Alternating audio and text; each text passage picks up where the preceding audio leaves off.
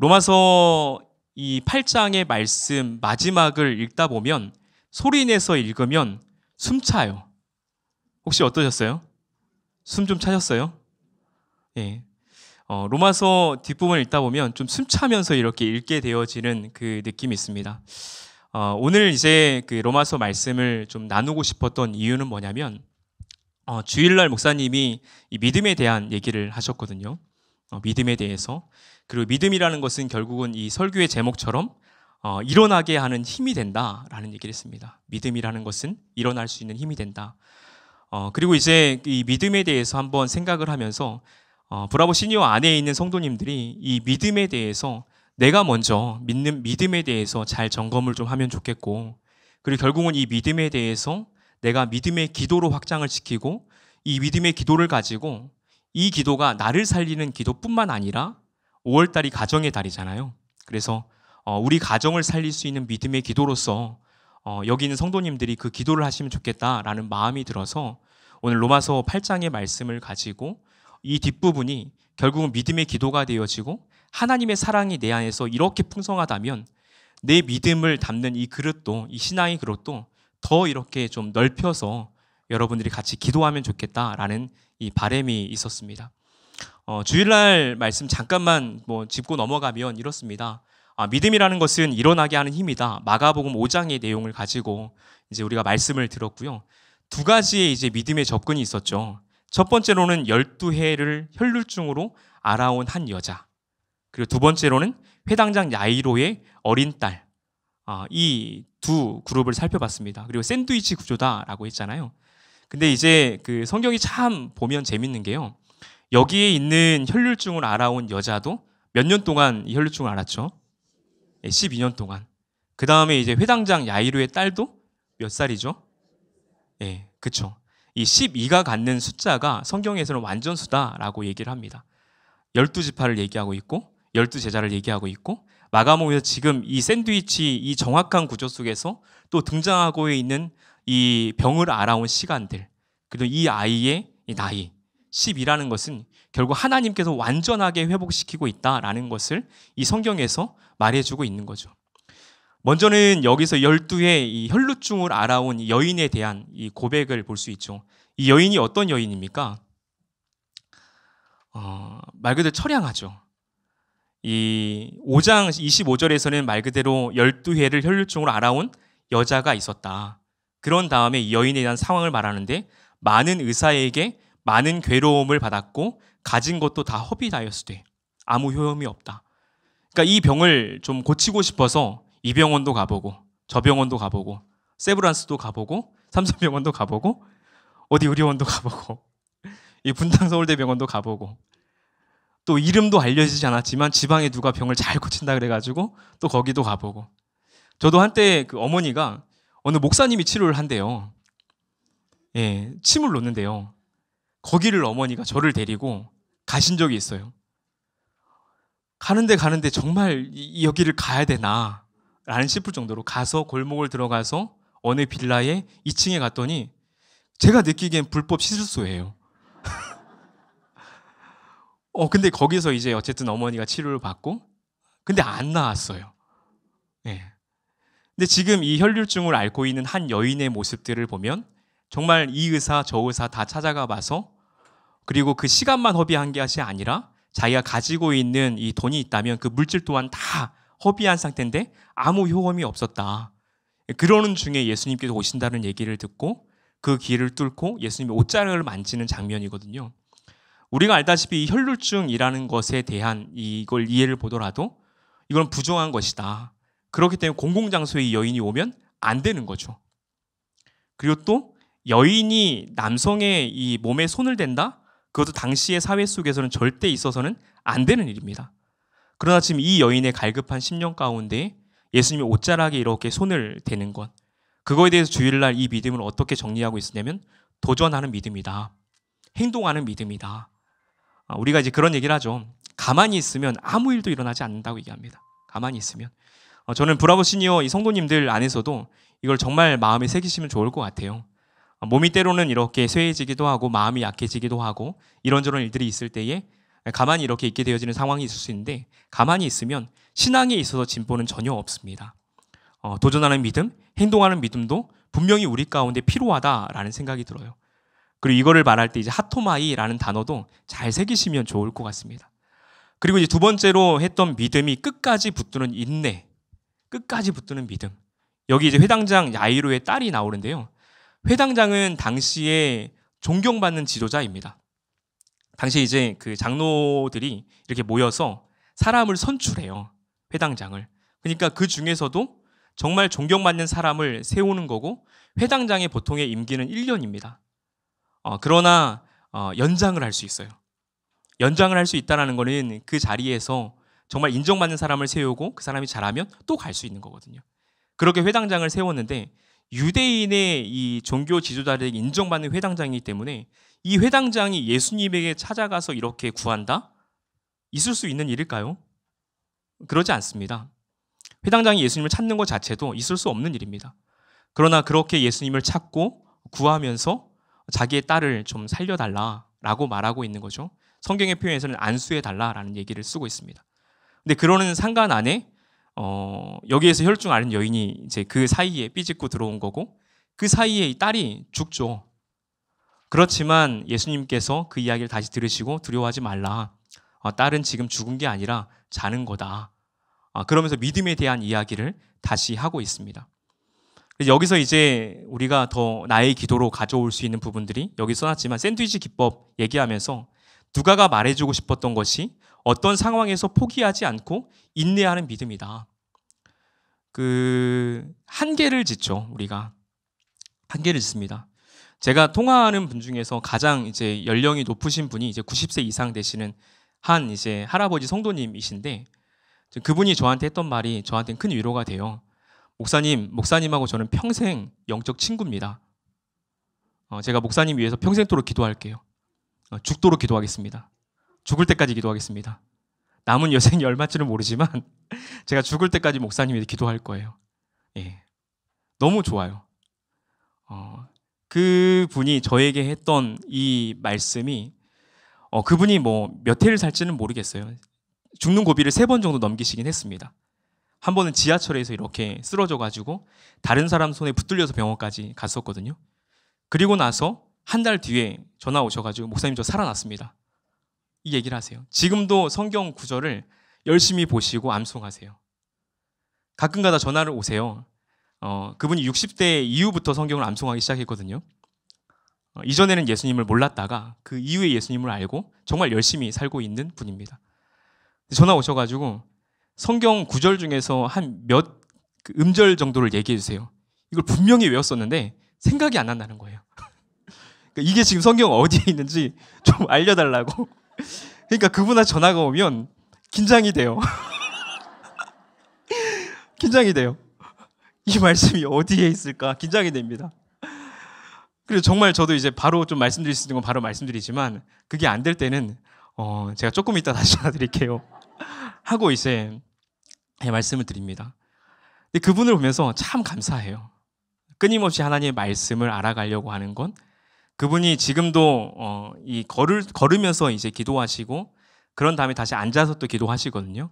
그렇게 한 2시간 정도는 하루에 꼭 하시려고 지금도 노력을 하시는 분입니다.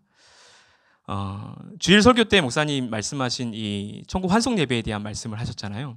우리는 이제 한계 지을 수 있다.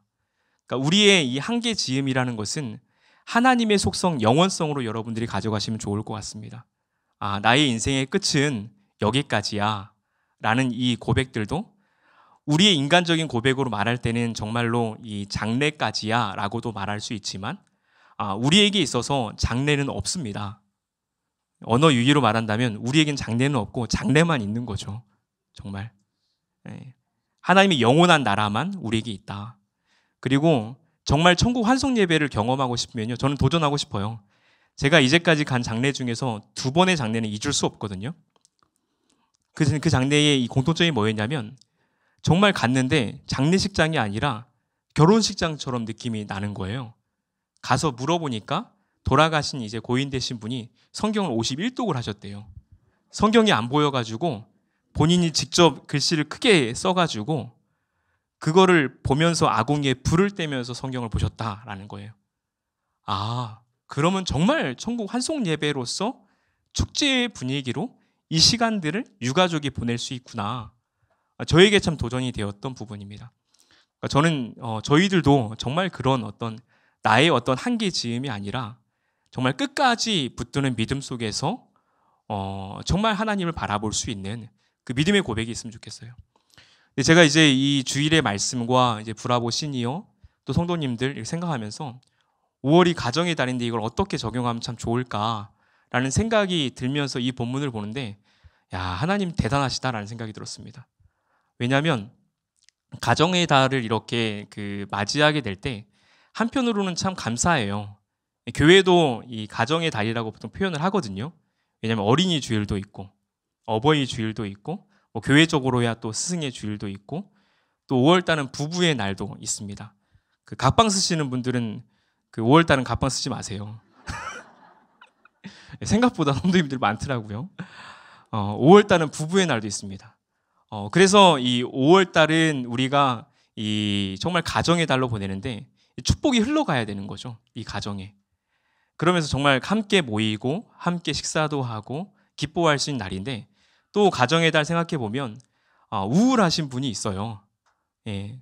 교회에서 계속 가정 얘기하는데 지금 내 가정은 지금 그 가정 얘기할 상황이 아니고 난 또 혼자고 이제 그런 어떤 마음들이 찾아올 수도 있거든요. 근데 이 주일날 이 두 믿음의 상황들을 보면 첫 번째로 이 12해 이 혈루증을 앓고 있는 이 한 여인이 혼자 된 가정이다라는 생각이 들더라고요. 혼자 된 가정이다. 그리고 이 회당장의 이 딸, 여기에 이 가정은 우리가 일반적인 어떤 가정, 그리고 겉보기 얼마나 권력가의 가정이에요. 그렇죠? 문제가 없잖아요. 근데 실제 거기 들어가 보니까 딸이 아파요. 그러니까 그런 가정들. 여기서 우리의 가정들을 다 담아낼 수 있겠구나라는 생각이 들었습니다.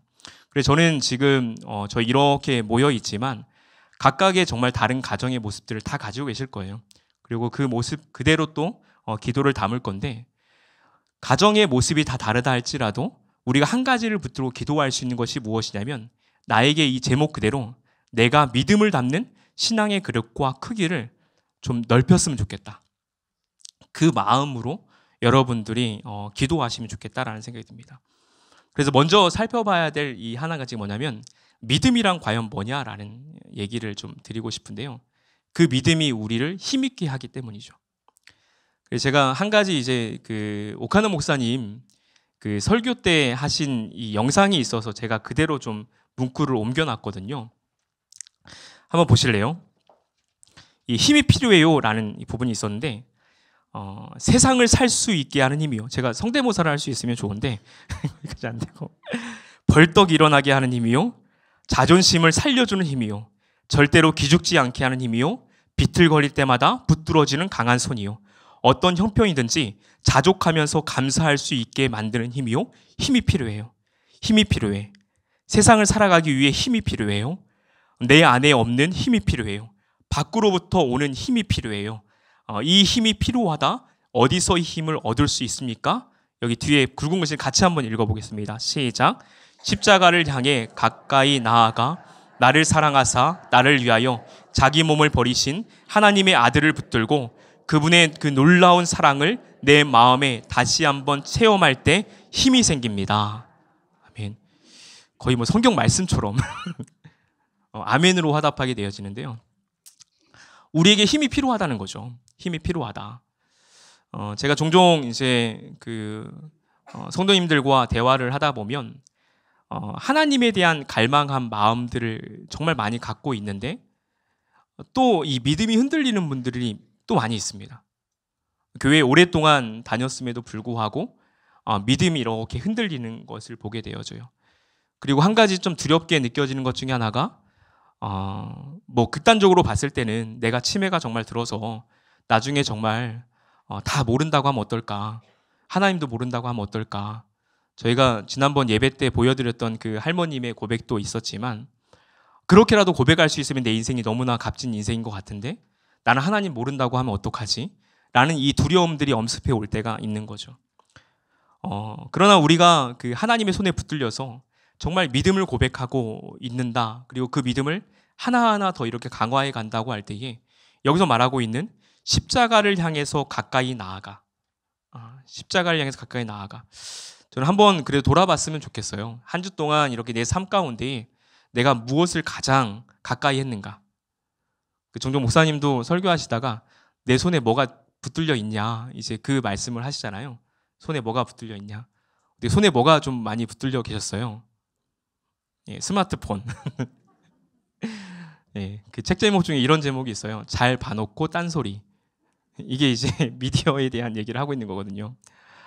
그러니까 가장 내 손에 가까이 들려 있는 게 과연 뭘까? 가장 내 생각에 손이 있다면 내 생각의 손에, 내 마음이라면 내 마음의 손에 가장 가까이 붙들려 있는 게 뭘까? 나의 손은, 나의 발은 어디에 가기에 바쁜가? 이제 이런 어떤 질문을 할 때 결국은 가까이 있는 것이 내 생각을 지배하게 되어지죠. 가까이 있는 게. 제가 참 부러워하는 목사님 중에 박희전 목사님이라는 분이 있습니다. 내손교회 원로 목사님이신데 이분은 그 성경을 참 사랑했던 목회자다라고 하거든요. 성경을 볼 때 어떻게 보냐면 입맛 다시고 본대요. 너무 단 거니까 입맛을 다시고 나서 이 말씀을 본다는 거예요.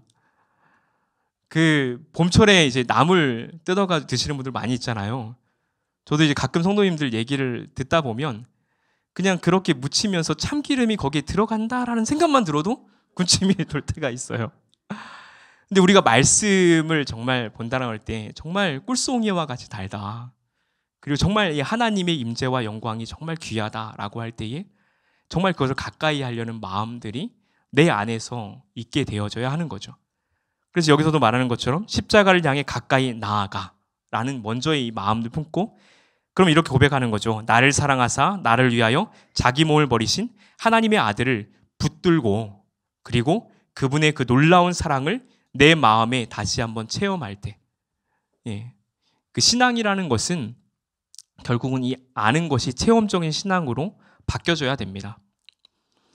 제가 그 한 구절로 하나님의 말씀을 인격적으로 경험한 말씀이 첫 말씀이 갈라디아서 2장 20절이었거든요. 그리고 나서 이 성경 한 권으로 처음으로 말씀을 소리내어 읽으면서 눈물을 철철 흘렸던 게 이 로마서 말씀입니다. 근데 눈물을 흘리면서도 이해가 안 돼요.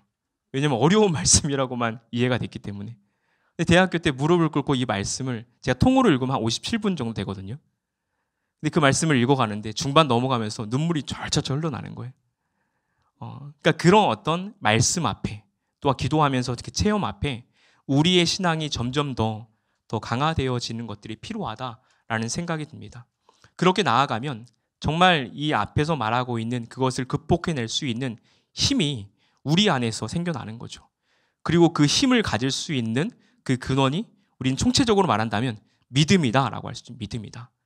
그리고 이 믿음이 뭐냐라고 할 때 웨스트민스터 소위 문답 보면 이렇게 말합니다. 같이 한번 이 밑에 두 줄 한번 읽어볼까요? 예, 시작. 예수 그리스도를 믿는 믿음이란 구원의 은혜인데 이로써 우리는 구원을 위하여 복음이 우리에게 전해주는 대로 예수 그리스도를 영접하고 그분만을 의지하는 것입니다. 예. 이제 교리이기 때문에 좀 워딩이 좀 어렵게 느낌을 다가올 수 있는데요. 예수 그리스도를 믿는 믿음이란 우리가 바꿔 말한다면 예수님을 내 삶의 구세주요 주인이다라고 믿는 이 사람이다라고 했을 때에 그것은 구원의 은혜다라고 말합니다. 구원의 은혜, 구원받은 은혜. 그리고 밑에 제가 1번이라고 넣어놨는데요. 구원의 은혜라고 말하는 것은 자격 없는 자들에게 주시는 하나님의 은혜의 선물이다. 그러니까 내가 어떤 자격이 있어서 얻어진 것이 아니라 나는 죄인인데 이 죄인을 위해서 예수님께서 십자가에 달려 돌아가심으로 나의 죄를 속량시켜 주시고 그렇게 나의 죄가 사함을 받았기 때문에 하나님과 나의 이 관계가 온전히 화목해 되었다라는 이 고백을 하는 거거든요. 나의 어떤 공로가 아니라는 거죠. 그러니까 우리가 교회 다니면서 가장 쉽지 않은 고백 중에 하나가 이거죠. 어떤 분이 그 얘기를 하더라고요. 우리의 이 믿음 생활을 많은 목사님들이 교회를 위한 신앙으로 만들어 놨다라는 얘기를 하더라고요. 그리고 이제 좀 더 확장시켜서 우리의 신앙은 하나님 나라를 위한 신앙으로 발전되어 가야 된다. 이제 이 얘기를 합니다. 아마 어떤 의미인지는 조금 이해가 되실 거예요. 근데 여기서 우리가 참 경계해야 될 것이 무엇이냐면 교회가 정말 예수 그리스도의 피값으로 산 교회가 맞는데 우리가 교회에서 열심히 봉사하다가 실족하여서 하나님을 버리는 경우가 있어요. 저희 아버지 15년 동안 교회를 떠났던 분, 떠났다가 돌아오셨었죠. 제가 신학교에 갈 때에도 아버지가 교회를 멀리하고 있을 때였습니다. 서울에 와본 분이 아버지밖에 없어가지고 아버지 손잡고 이제 학교의 원선으로 서울에 왔었는데요. 그러니까 오랫동안 정말 우리가 교회에서 헌신 봉사를 하지만 내 안에 이 신앙의 중심이 과연 무엇이냐라는 것이 정말 근원적으로 물어봐야 되는 거거든요. 나를 정말 교회에 봉사하게 하는 힘이 무엇인가? 내가 섬기는 힘이 무엇인가? 결국은 그 모든 것의 근원은 예수 그리스도의 십자가와 부활이어야 합니다. 그 어떤 사람의 어떤 관계도 아니고 교회의 풍성함도 아닐 수 있어요. 그 무엇보다도 예수 그리스도를 인격적으로 만나서 예수님이 나에게 공급해 주시는 그 은혜를 가지고 우리가 서 있어야 되는 거죠. 그리고 그 구원의 은혜라는 것은 무엇이냐면 나의 어떤 공로로 쌓여진 은혜가 아니라 나는 정말 사도 바울이 고백하는 것처럼 죄인 중에 괴수이고 벌레만도 못한 사람이지만 이러한 나를 위해서 예수님께서 십자가에 달려 돌아가시는 그 구원의 은혜를 내가 인격적으로 경험하여서 그걸 체험적으로 고백하면서 매일매일 내가 공급받는 힘으로 그 자리에 있어야 하는 겁니다. 그래서 구원의 감격이 내 안에 있는가? 여러분이 없다고 말한다면 한번 이거는 계속적으로 씨름하시면 좋을 것 같아요. 그러니까 구원의 이 본질에 대해서 고백하는 중에 이 뒤에 또 써 있는 거 그렇죠. 이로써 우리는 구원을 위해 복음을 우리에게 전해주신 대로 예수 그리스도를 영접하고 이게 영접일 수 있고 그 뒤에 이어지는 그분만을 의지하는 것입니다 라는 것. 예수님만을 의지하는 것이다. 우리가 다른 것을 의지하다가 많이 실족을 할 때가 많잖아요. 그리고 다른 것을 의지하다가 결국은 이 실족하게 되어지는 경우에도 내가 예수 그리스도를 온전히 의지하고 붙들고 있으면 또 쉽게 일어나는 것 같아요. 그리고 의지한다라는 것을 우리가 이제 주일 말씀으로 좀 더 연결시켜 보면 내가 붙드는 믿음, 예수 그리스도를 붙드는 믿음, 어떤 이 고백들이 우리 안에서 있어야 한다라는 겁니다. 근데 이렇게 할 수 있는 이유가 무엇이냐면 마가복음 제가 2장 17절을 써놨는데 이제 이 본문은 그렇습니다. 건강한 자에게는 의사가 쓸데없고 병든 자에게로야 쓸데있느니라. 나는 의인을 부르러 온 것이 아니요 죄인을 부르러 왔노라. 그러니까 예수님께서 이 땅 가운데 죄인을 부르러 오신 거고요. 병든 자를 위해서 오셨다라는 거죠. 그렇기 때문에 내가 주님을 붙들 수 있는 그 근거, 아니면 제가 죄인입니다. 제가 병들어 있습니다. 그렇기 때문에 온전히 붙들 수 있다라는 생각을 합니다. 그런 마음으로 로마서 8장 부분을 이제 넣어놨는데요. 로마서 8장에 이제 그 한 부분을 좀 보고 싶어서 그랬습니다. 이제 8장을 보게 되면 앞에 1절부터 17절까지는 생명 안에 있는, 그러니까 성령 안에 있는 이 생명을 얘기하고 있습니다. 성령 안에서. 그래서 로마서 8장 아마 암송하시는 분들도 있을 텐데 8장 제가 그 앞부분이 어떻게 끝나냐면요. 원래 7장 말미에는 24절에서 오라 나는 공고한 사람이로다. 이 사망의 몸에서 누가 나를 건져내랴. 이 사도 바울의 탄식으로 시작하거든요. 탄식으로. 그렇게 이제 말하는 것이 8장에 오게 되면 이렇게 말합니다. 8장 1절부터는 그러므로 이제 그리스도 예수 안에 있는 자에게는 결코 정죄함이 없나니 이는 그리스도 예수 안에 있는 생명의 성령의 법이 죄와 사망의 법에서 너를 해방하였습니다. 오라 나는 공고한 사람이다. 그런데 이 공고함을 지금 어떻게 역전시키고 있냐면 그리스도 예수 안에 있는 사람에게는 결코 정죄함이 없습니다. 왜냐하면 이 생명의 성령의 법이 나를 붙들고 있기 때문입니다. 라고 고백하는 것이죠. 이 고백을 이제 앞에 17절까지 하고 있고요. 18절부터 39절까지는 이 소망의 확실성입니다. 그러니까 소망이 있다라는 거죠. 소망이 있다. 그래서 18절로 가보게 되면 이렇게 시작합니다. 생각건대 현재의 고난은 장차 우리에게 나타날 영광과 비교할 수 없도다. 이 소망을 바라보고 있는 거죠. 고난이 사라졌다라고 말하지 않습니다. 고난은 여전히 있지만 그 고난 가운데서도 지금의 이 고난이라는 것, 이것은 장차 내가 경험할 영광과 비교할 수 없다. 어떤 분이 그 얘기 하더라고요. 몸이 아프고 아플 때마다 예수님의 십자가와 부활을 생각하고 나면 더 주님이 좋아진다고. 이 신앙의 어떤 경지에 이른 말이기도 하겠죠. 그러니까 우리가 소망을 바라볼 수 있는 이 힘을 이 믿음으로 고백하고 있는 로마서 8장에서 말하고 있다라는 거거든요. 그래서 제가 이 본문에서는 37절부터 써놨는데요. 37절 앞부분을 제가 뒤에 한번 넘겨보시게 되면 일주일 동안 같이 좀 하면 좋을 것 같아서 좀 넣어놓은 게 있는데, 여기 중반에 보시면 중반 31절부터 쭉 써 있다가 밑에 두 번째 줄 보시면 35절이 써 있습니다. 35절 한번 눈으로 보시면 누가 우리를 그리스도의 사랑에서 끊을 수 있겠습니까? 환난입니까? 공고입니까? 박해입니까? 굶주림입니까? 헐벗음입니까? 또 위협입니까? 또는 칼입니까? 성경에서 기록된 바 우리는 종일 주님을 위하여 죽임을 당합니다. 그리고 우리의 상태를 뭐라고 표현하냐면 우리는 도살을 당할 양과 같이 여김을 받았습니다. 한 것과 같습니다. 그러니까 우리의 인생에 대해서 어떤 상황이냐, 이러한 어려움이 느껴질 수 있는 상황이 있다는 거죠. 여기에 자기의 어떤 상태를 다 넣어볼 수 있는 것 같아요.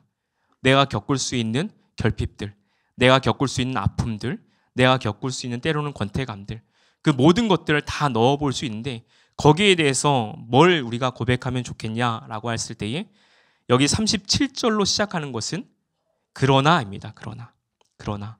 그래서 제가 여기다 써놓은 게 그러나의 믿음을 고백하는 신앙이라고 한번 적어봤습니다. 그러나 내 상황이 이렇지만 그러나라고 말할 수 있는 거. 그러나 여기 37절 같이 한번 한 목소리로 다시 한번 읽어볼까요? 시작. 그러나 이 모든 일에 아마 이 모든 일에, 이 모든 일은 앞에 35절과 36절이 말할 수 있는 거죠.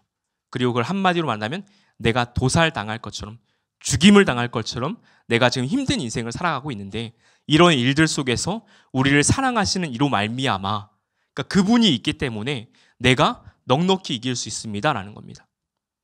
그러니까 여기서 믿음을 담는 신앙의 그릇에 이 그릇과 이 그 크기라고 제가 이제 제목을 표현했는데요. 이 믿음을 담는 이 그릇과 이 크기는 결국은 내가 넓히는 건 아니에요. 내가 이렇게 막 하는 건 아닙니다. 내가 해야 될 건 뭐냐면 여기서 말하는 건 우리를 사랑하시는 이로 말미암아 이것을 채워가는 것입니다. 예수님의 사랑을 내 안에 계속 채워가면 이 그릇이 담아지는, 예수님의 사랑이 담아지는 그릇이 되어지고, 그리고 이 그릇의 크기 또한 넓어져요. 그리고 어디까지 넓어지느냐라고 말할 때에 우리가 함께 봤던 내가 확신하노니, 보세요. 사망이나 생명이나 죽음과 생존을 얘기할 수 있겠죠. 그 넓이를. 천사들이나 권세자들이나 영적인 어떤 세계에서 권력을 갖고 있는 사람, 뭐 세상적으로 권력을 갖고 있는 사람들, 현재일이나 장래일이나 어떤 공간을 다 초월하고 있죠. 그리고 장래일의 능력이나 높음이나 기품이나 그 어떤 피조물이라도 라고 말합니다. 이 넉넉히라는 것을 사전을 찾아보니까요, 크기와 수량, 이것이 차고도 넘친다라고 표현하더라고요. 그러니까 우리의 믿음이 여러분 차고도 넘칠 수 있는 걸 한번 꿈꾸면 좋겠습니다. 근데 그것이 예수 그리스도의 그 사랑을 내 안에 계속 담아가면서 그렇게 해야지만 나를 살릴 수 있는 그 힘 있는 믿음이 우리 가운데 정말 살아나고요. 저는 지금 이제 가정을 위해서 5월달 기도하고 나아갈 때 정말 그 믿음을 담는 이 그릇의 크기를 가지고 여러분들이 자녀분들을 위해서 축복해 주시고 또한 친지분들을 위해서 축복할 수 있는 마음을 이렇게 가지면 참 좋겠다라는 생각이 듭니다. 그래서 4번에 보시면 이런 마음을 품고 싶어요. 같이 한번 4번 제목인데 읽어볼까요? 시작. 믿음을 담는 신앙의 그릇과 그 크기를 넓히고 나 자신과 가정, 하나님의 나라를 품자. 거창하죠. 나 자신, 가정, 그리고 하나님 나라를 한번 품어보자. 여기 이제 84세한 권사님이 65세 권사님 대화인데요. 제가 한 분과 얘기를 하다가 이제 85세가 된 권사님이 이제 본인이 그때 이제 64세 정도 65세 정도 됐을 때 이렇게 얘기했다는 거예요. 몇 살이야? 예, 65세 됐습니다. 젊네. 예, 너무 젊다. 나도 그 나이에만 됐었으면 더 하나님 말씀 많이 읽고 지금은 눈이 침침해서 말씀 보는 게 힘들어. 그 얘기를 한다는 거예요. 그리고 나서 여기 써놓은 것처럼 오늘은 내 인생의 가장 젊은 날이다라는 거. 예, 지금이 가장 젊은 날이죠. 예, 저는 이걸 거꾸로 가면 좋을 것 같아요. 근데 이 영혼의 이 젊어짐은 날이 흘러갈수록 하나님과 교제가 깊어지면 깊어질수록 육체의 이 흐름을 역전한다라는 생각을 합니다. 제가 아는 한 권사님은 늘 이어폰을 꽂고 계세요. 왜 꽂고 있냐면 이제 눈으로 보는 건 힘드니까 말씀을 하루 종일 꽂고 들으세요. 대단하시죠. 그러니까 그런 어떤 갈망들 우리 안에 있을 때 정말 우리의 이 겉사람과 속사람이 저는 같이 젊어지지 않을까. 때깔이 달라지지 않을까. 예수 그리스도를 믿는 사람의 이 피부 톤을 한번 여러분들이 바꿔주시면 참 좋다라는 생각이 듭니다. 말씀을 이제 마무리하면서 이렇게 하고 싶은데요. 저는 이 로마서 8장의 마무리를 이 바울의 고백인데 이거를 다윗이 들었으면 시편 23편의 말씀으로 화답하지 않았을까라는 생각이 들더라고요. 여기서도 이제 여러 우리의 삶이 로마서에서는 도살할 양같이 죽임을 당할 수 있지만 우리가 예수 그리스도의 그 사랑으로 말미암아서 넉넉히 이긴다라는 말을 하잖아요. 근데 다윗이 무슨 말을 하냐면 우리가 사망의 음침한 골짜기를 지날지라도 우리는 그 가운데 두려워하지 않을 수 있다. 그리고 이제 마지막 6절에서 이렇게 말을 하는 거죠. 진실로 주의 선하심과 인자하심이 내가 사는 날 동안에 나를 따를 것이니 나는 주님의 집으로 돌아가 영원히 거기 살겠습니다. 그러니까 결국은 주의 선하심과 인자하심이 나를 추격한다는 것은 내가 어떠한 상황 가운데 있더라도 주님의 사랑이 나를 추격하고 있다는 거거든요. 그래서 저는 브라보 시니어 성도님들 정말 5월 한 달 정말 그 안에서 하나님의 사랑을 이렇게 담아내고 그 사랑이 담아지기 때문에 그릇이 넓어지고 그것이 나를 살리는 기도가 되고 내 주변을 살릴 수 있는 기도로 확장시켜가면 좋겠습니다. 예, 그러기 위해서 뒷면이 있었던 거예요. 뒷면에 보시면 줄이 있습니다. 여기 말씀 읽어보시고 3번역으로 넣어놨는데요. 말씀 읽어보시고 여기 한 4줄 정도 되는데 거기에 한번 여기 써있는 대로 나와 가정을 생각하면서 기도하는 마음으로 한번 이렇게 적어보시면 여러분의 신앙에 또 큰 유익이 될 것 같습니다.